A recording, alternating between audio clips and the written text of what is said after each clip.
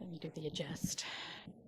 Okay, that should be all right. Thanks so much to Carrie and Jean. Lovely to be here again, and to all the wonderful readers, and for all of you coming out on this sultry June evening. It's just a fabulous event. I always like it. Thank you. I have 3 poems tonight. The first one is a free line poem, and it was written at a retreat in Big Sur, and it's called Begin and End at Big Sur. See the coral dust over the mountains. The hooves of sunrise horses are in full gallop. No one told the bees it was a silent retreat. Look at my palm, where these slivers of heart and fate intersect. You are here. What if a woodpecker has a migraine? A dying ash, its upturned, barren candelabras, still majestic. My trailer's sliding door is stuck, gives a little more each morning.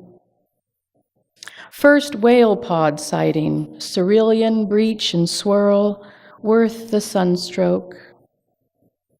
I'm convinced this sowbug crossing my path is the same one who made love to my eraser last year.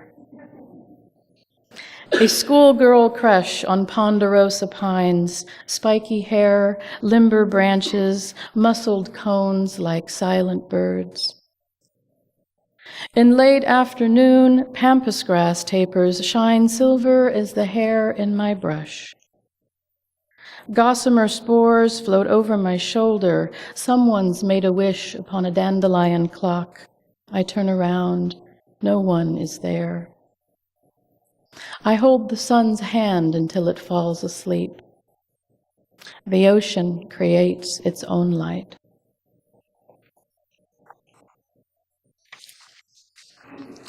This one is called Double Helix.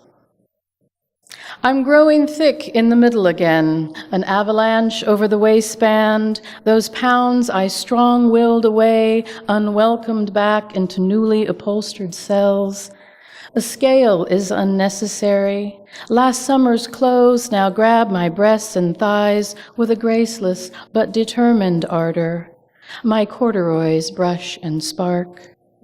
Strict exceptions become the reckless rules. The last pastry or bread slice becomes a second or third. What am I trying to feed? How I green-eye marvel at those women who sit straight-backed and cross-legged in simple chairs, effortless as their unlabored breathing. My lumbering limbs wince and blush. Such slender tenderness my body has never known. Where to rest when your nest of skin feels cold as wintergreen dusk? I think of my parents riding under the weight of themselves, careening down demented, diabetic roads, bread-crumbed days spent wiped and bathed as their bodies surrender to decades of excessive hunting and gathering. My sleep plays hopscotch, each night falling further from the last. I've lost count of the recurring dream where a black bear, rearing full height upon its hind legs, swings inadequate claws at a half-hearted moon. All through these nights of humorless stars, I hear bits of life cry out, each skating their separate darkness. A heron's snapped wing, a loon's lonely wail, my burdened bones. This is a poem in 4 parts, 4 voices. The title is Panels from a Blue Summer, and it begins with an epigraph from Alice Fulton. I didn't want your tears in my eyes. 1. I lack the luster that my lilacs can muster at any time of year. A summer of torched moods, bruised gin, dark is the sea of our newborn, with white waves of wool-gathering mavens in owl-faced conversations. My mouth blooms bowls of amaranth and thistle in the melancholy shade of blue trees. Outside my window, knots in the fence stare drunk as bull's eyes, concentric ripples landlocked in dendrochronology, like Van Eyck's triptychs, layers upon layers of brittle meditation, a peeling in reverse. 2.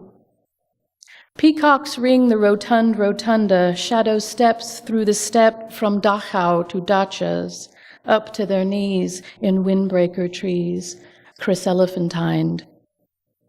A wall-eyed jay cracks a cherry skull against the cheekbone of dusk. This world is running out of virgins, too many shoes from overstayed welcomes left by the door. Car wash girls with yellow semaphores, pistol whip July, swallow sunlight clockwise. Their closed eyes shine with the kiss of gold coins. In German, the word for poison is gift. 3. To be the lever or the left, the cleaver of the cleft, his language a glacier calving, nouns vanish under ice, the bereaver, the bereft. The spots on his hands form island chains he visits when lonesome. The natives there are kind, blowing memory darts in flashback. An index finger itches for his revolver's cool scythe. He tells his story to a nearby stone, carves one word upon it, soon. 4. She will miss the hiss of every sunset, all figures in her mirror dissolving as they near.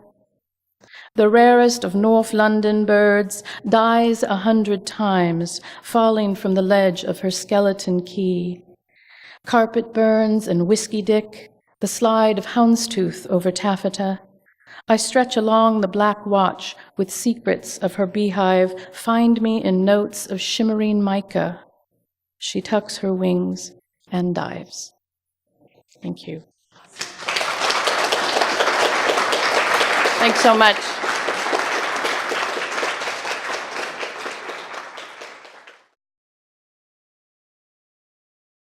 That's one bad cat, Harry.